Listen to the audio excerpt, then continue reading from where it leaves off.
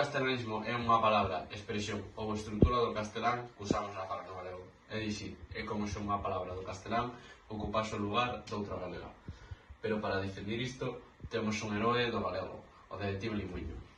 Bos días, rapaces, son o detective Lingüiño, traballo na Policía da Lingua Galega. A miña misión é descubrir se alguén, mentras fala galego, mete algunha palabra que non é galega, senón castelán. Son os denominados castelanismos, que aínda que parezan pequenos erros, se os cometemos continuamente, chegará un punto en donde esqueceremos a palabra auténtica en galego. Os tipos de castelanismos máis frecuentes son, por unha parte, os léxicos, que son cando metemos unha palabra castelán no galego. Por exemplo, dicir perro en lugar de can.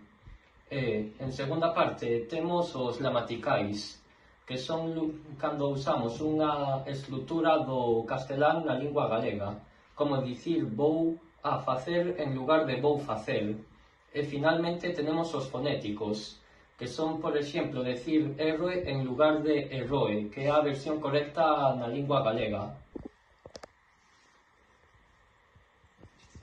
Buah, que pereza. Teño que... Bueno, vou facer os deberes, porque mañá teño exame, e despois vou coger algúns bocadillos. Alto aí.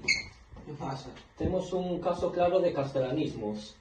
En galego non dicimos vou a, dicimos vou, e tampouco dicimos coger, dicimos coller. Buah, pero que pereza, que máis dá se todo o mundo fala así? Dá moito don castelanismo. Usar castelanismos na nosa lingua galega a empobrece.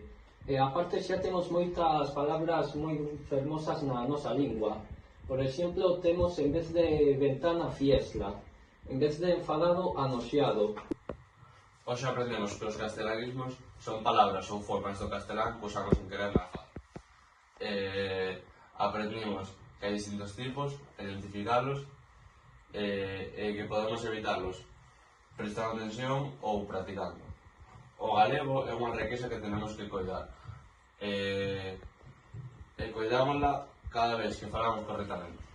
E lembrade que cada un de vos pode ser un pequeno detective da lingua. Defendede o galego palabra a palabra. Moitas grazas.